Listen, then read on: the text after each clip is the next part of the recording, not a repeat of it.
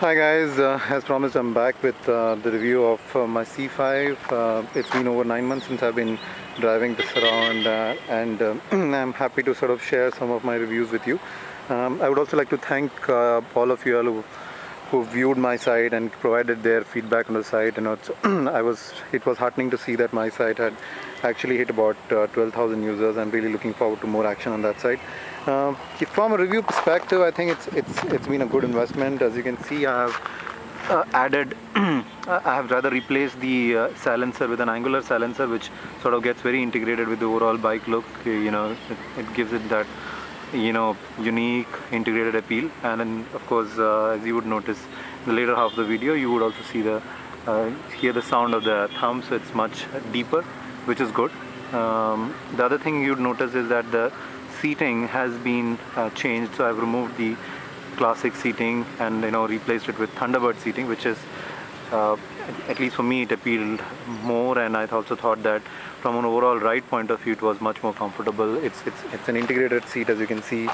Overall just gels it with the overall look of the bike. It's also got some chroming on that, so that sort of gives it a very good appeal. The classic 500 seating aren't the best seating, I have to admit. On a longer ride it will really wobble a lot. Your back will start hurting, and I could almost feel the springs hurting my back and my mom, so wasn't comfortable at all. I had to remove that literally because I couldn't drive this bike around for more than 10 kilometers on that seat. These seats are much better from a stability perspective, from an overall appeal perspective. What else has changed? I think I've added a couple of small little tiny V-bits, like if you notice the indicator hood which has been included, so it sort of gives it a very classy appeal. Alright, so let's look at the review. I think from a review point of view, if you look at the driving comfort, very comfortable, heavy duty bike. It won't budge too much on the road, so you get a lot of ground clearance. So overall ride quality is pretty good. I haven't done it beyond 80, but until about 80 kilometers per hour it's pretty stable, doesn't move around. Even in highways it's very stable.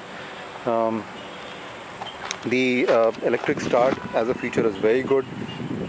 I generally use an electric start over the kick start, so it's been very handy so far. The dipper lamp wasn't particularly very useful because the overall ergonomics of actually the dipper wasn't very well functionally for your hand suited, so that is something that I sort of don't use very often. The rear view mirror, I would say, aren't the best features. Of course, from an appeal point of view, they look very good, but from a drivability point of view, not very good, because I think they vibrate while you're driving, and that sort of gives you a very shaky rear view image, which is not very good, right? So I'm perhaps thinking of changing my rear view with a more stable rear view sort of a thing. Apart from that, I think what this bike perhaps would have or should have added is a disc brake. As you can see, the front definitely has a disc brake, and I think for a bike of this size you'd need a disc brake, which you don't have in the rear. This is the disc brake in the front, as you can see, but I'm sorry it doesn't come out in the back wheel. I think it's a very important safety features for all the new bikes, especially in the range of the 500cc and above. These bikes are pretty fast on the road, and at times when you want to really brake them, you don't get that real braking with the drum brakes behind you. Another feature, as you'll notice, what I've added is the horn. I sort of didn't enjoy the overall horn experience, the honking experience with my company fitted horns. So I've changed them. These are much better, I think. So that's something perhaps you want to look at. Otherwise, I think I've retained the overall integrity of the bike, because I think the whole thing about this bike is that it needs to look what it is built on. So that's pretty much about it. Now let's just look at the functioning of the bike. Just switch it on again one more time. Switch off the horn.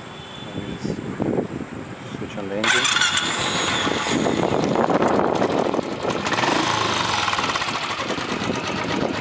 So as I said, the thump is much deeper. You know, gives you a very good feel when you're driving the bike. You know, honestly, I haven't used the horn around when this new silencer has been fitted. The thumb itself takes care of itself. And lastly but not leastly, I think the bike will also give you a lot of looks on the road. I mean, I have been personally stopped several times and people have asked me a lot about my bike. You know, I think the appeal overall from a drivability perspective is good. You know, a lot of people ask me about mileage. So I have really not sort of checked it because I bought this bike more for the comfort, the drive, the looks. But you know, I would say it would give you anywhere between 35 to 40. So that's the kind of mileage you can expect out of this bike. But yeah, overall I think it's a good buy. Definitely a good investment for somebody who likes biking around, who likes sort of taking it out on a long drive, you know, and who's not in a particular hurry, you know, because it's not a bike for racing. You don't want to sort of rush on this bike, you know. But it's a very good bike to drive around, you know, when you're on leisure or Sunday evening, enjoy yourself. This is a very good bike. Yeah. With that recommendation, I think I'll end my video. Thanks again for watching this, and please do put in your reviews like you did the last time. I really honor them, and I would look forward to them again. Thanks again. Enjoy yourselves. Bye. Happy riding.